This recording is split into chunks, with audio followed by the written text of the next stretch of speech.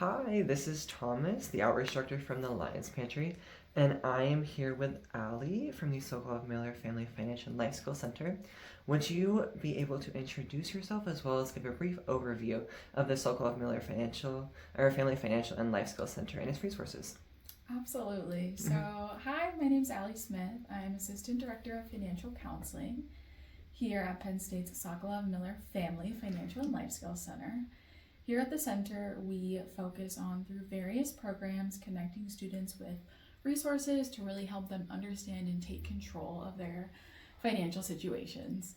Our office is located in the Grange building on University Park's campus, but we do serve all Penn State campuses. So we meet students in person and also via Zoom so that we can reach those campuses. Of course, all of our services are free to students, and we get face-to-face with students and meet students in two main ways. The first is through our group presentation program, where we go into classrooms and also meet with student organizations and other groups.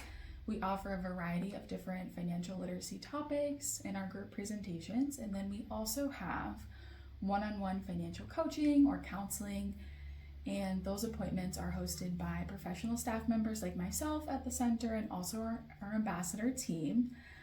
The ambassadors who host one-on-one appointments are certified financial peer mentors, and these appointments really provide a confidential space for students to get their financial questions answered, work towards their goals, and get personalized money management education. So students can schedule those appointments through Starfish.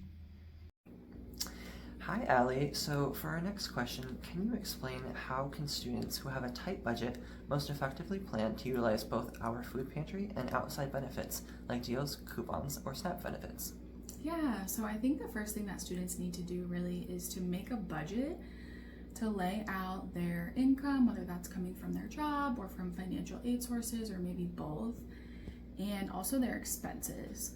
This is going to be really helpful just to see how everything fits together and how tight things actually are and what sort of room is left over, if any, in their budget for groceries and other items.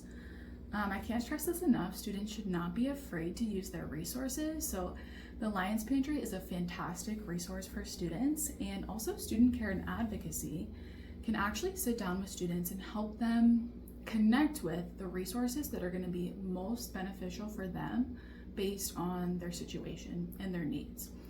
Whether that is SNAP benefits to get better access to groceries or other basic needs assistance resources.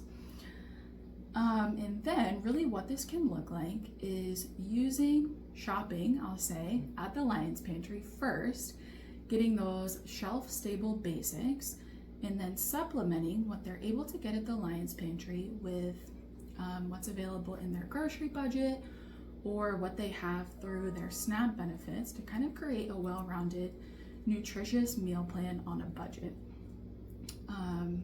The goal really is for students to be able to understand their financial situations first, to know what sort of resources that they need, take advantage of those resources, and then also grocery shop on a budget to kind of put this all together to be able to have a plan that works for them and their nutritional needs, but also for their finances.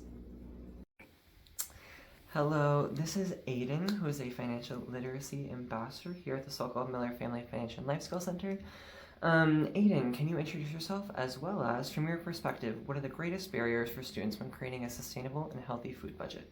Yeah, thank you for having me. My name is Aiden. I'm a junior finance major, been working for the center as a student ambassador since my freshman fall, so I've been here a while. I work with students one-on-one, and I also give presentations to students. I love it here. Going back to your question, greatest barriers, I would say the first thing is mismanagement of the meal plan. A lot of students tend to spend a lot of their meal plan and dining hall dollars on places like the market, and that's great, but the market's not discounted, downtown's not discounted, the hub's not discounted. And one thing students don't realize too is in order to have the meal plan, you have to pay $1,600 on top of whatever your meal plan balance is. So if your balance is $1,000, it really costs $2,600. A lot of students don't notice that, and that's a big thing. Another thing is students tend to eat out a lot. I'm a victim of that. And eating out, you spend a lot more money compared to buying groceries and meal prepping, cooking your own home meals. There's also a lot of social pressure in general to eat out, spend a lot of money with your friends. I know that happens to me especially a lot during the weekends. Sometimes students have limited cooking skills, and that's why we always encourage students to try to make their own recipes, go home. Like I said, budget for their own home cooked meals, and obviously that's more feasible if they get out of dining halls. But if they are still in the dorms and using the dining halls, it's really important to still manage that meal plan. So yeah. Hello, this is Clarissa, also a financial literacy ambassador here at the center.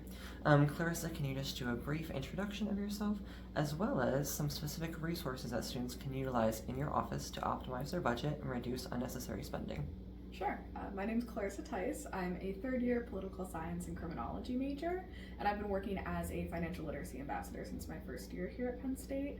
One specific resource that I think is really helpful when it comes to reducing unnecessary spending is our needs versus wants sheet that we have up on our website, free to download, and it's a PDF that you're able to edit. What it's going to have you do is rank different purchases or spending categories you might have, like clothing, education, dining out, Ubers, and have you rank those in order of things that you most want or most need, and then things that are maybe lower priority. I think that exercise is really helpful because it helps you and forces you to kind of think about what you actually need and make sure that when it comes time to budget and decide what you're spending on the things that you actually need and not things that might be a little bit more fun but less necessary. Hello all, so for our last question, we wanted to know from all three of you, what are some foundational tips that every student should know for budgeting, and any final tips or tricks that you have? Yeah, I would say my first final tip and trick would be meal prepping.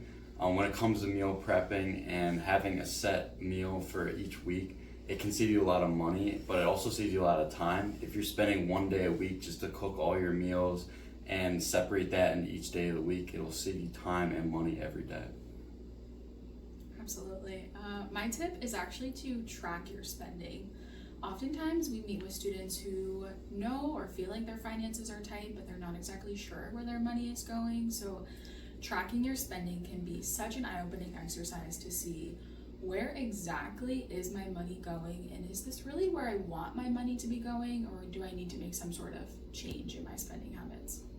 And then I think when it comes to budgeting, my final tip would be there is not one golden rule or golden method of budgeting that is going to guarantee that you get rich quick. Instead, it's about taking the time to do research and exploration to find what's going to work best for you. We run a financial wellness bookshelf that has a lot of free titles you're welcome to come and take and see if anything appeals to you, but take the time, do your own research to find a budgeting strategy that's going to make the most sense for you.